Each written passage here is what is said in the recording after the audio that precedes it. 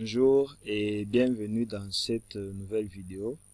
Aujourd'hui, je vais vous présenter les bulletins automatisés ici en Excel. Les bulletins automatisés vont tout simplement vous permettre, en tant qu'enseignant, en tant que professeur, de pouvoir calculer automatiquement les points des élèves dans la classe où vous êtes titulaire. Avec ces bulletins automatisés ici en Excel, vous allez pouvoir donc calculer les points automatiquement. Non seulement les points, mais aussi les pourcentages, ça se fait automatiquement comme vous pouvez le voir ici.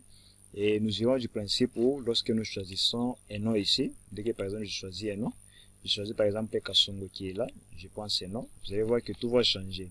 La commune, la date de naissance, les sexes, bien sûr, et les codes vont tout simplement changer, mais aussi tous ces points qui sont ici vont changer automatiquement et les points seront calculés automatiquement.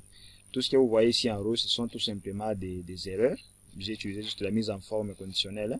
Alors si vous n'avez pas encore d'idée sur la mise en forme conditionnelle, n'hésitez pas à visiter nos vidéos parce que j'en ai parlé sur ça.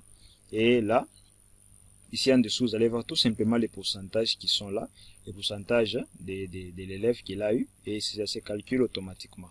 Donc dès que je choisis encore un autre nom ici, je prends par exemple celui-là, Kalalaka Kamba, et vous allez voir que ça va également changer, tout change automatiquement, donc pas besoin de se casser la tête avec la calculatrice, tout se fait déjà automatiquement.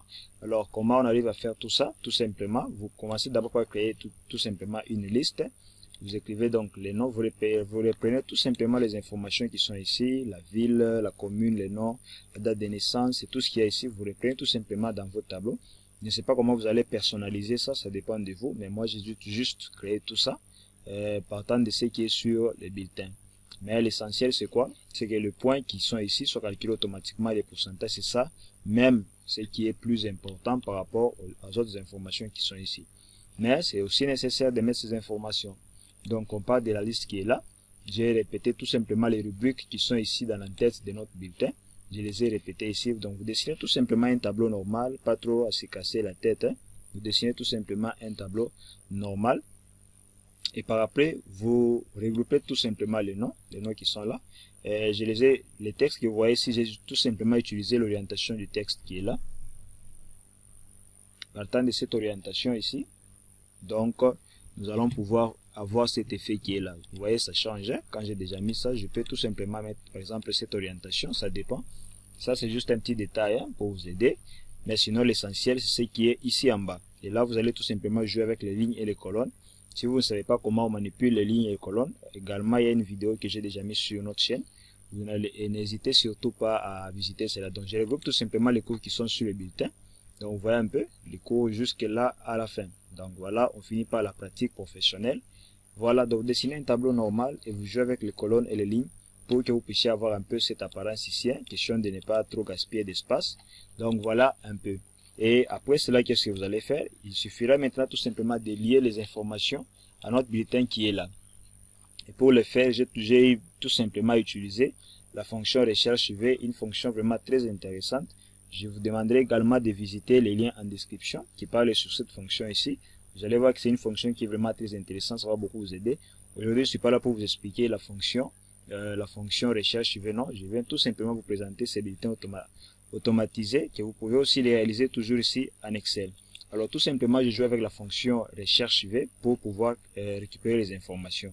Comme avec le nom qui est là, vous allez voir que j'ai utilisé tout simplement la fonction recherche V, plutôt à partir d'ici, à partir de là. Prenons par exemple ici la date de naissance. Vous allez voir que j'ai fait appel tout simplement à la recherche V qui est ici, tout simplement qui est là. Alors je lui ai dit tout simplement si la zone ici, là, oui bien sûr la zone qui est ici, là où il y a les noms en bleu, si la zone elle est différente des vides, alors tout simplement qu'il puisse exécuter la fonction recherche V. Alors n'hésitez surtout pas à voir la vidéo qui est, les liens j'ai déjà mis ça en description. Vous allez voir comment j'avais expliqué comment fonctionne cette fonction, la fonction recherche V. Vous allez voir tout simplement là, il prend juste l'information qui est dans la zone qui est là, il recherche ça dans notre feuille liste ici, dans notre tableau là, et il prend l'index de là où on cherche l'information date de naissance et tout simplement il cherche une correspondance et la correspondance ne doit pas être approximative, mais par contre ça doit être une approximation qui est exacte. Donc si je fais ça, vous allez voir, vous voyez, il y a la correspondance approximative, j'y arrive. Et il y a également la correspondance exacte. Je vous conseille vraiment de prendre la correspondance exacte parce que vous calculez les points et qu'il faut que tout soit exact. Donc prenez cette correspondance ici et là vous allez faire tout simplement entrer.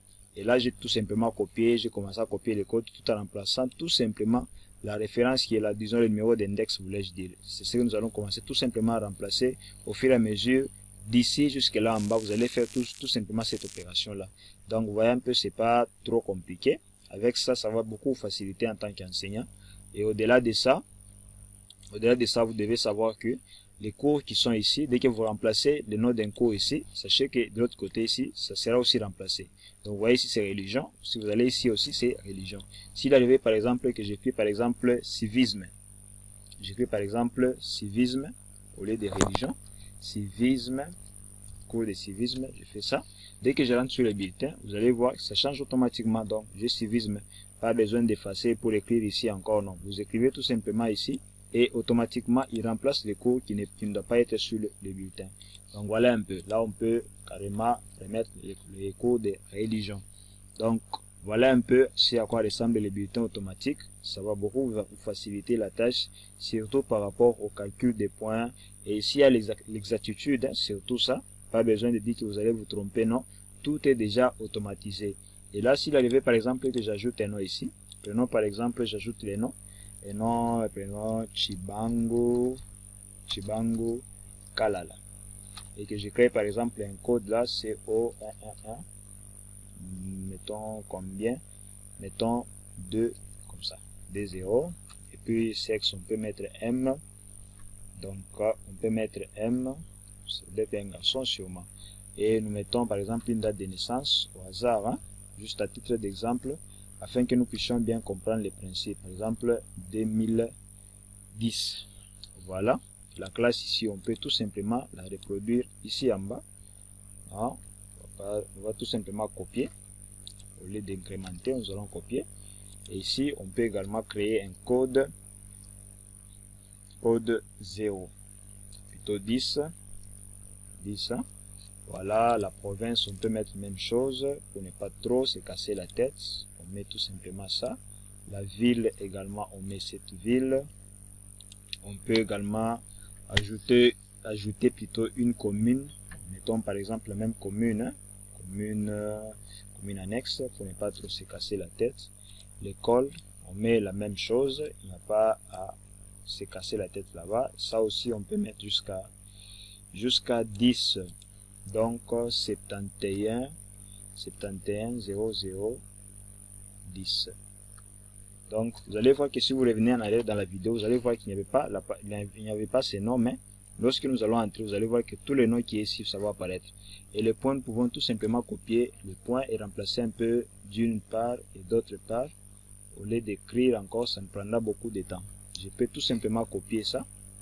Je copie tout simplement et je vais mettre ça ici, en dessous, afin de ne pas trop perdre le temps. Donc je peux tout simplement mettre ça ici. Je copie là-bas et je colle. Voilà. Et là je peux faire quoi? Je peux tout simplement remplacer. Voyons.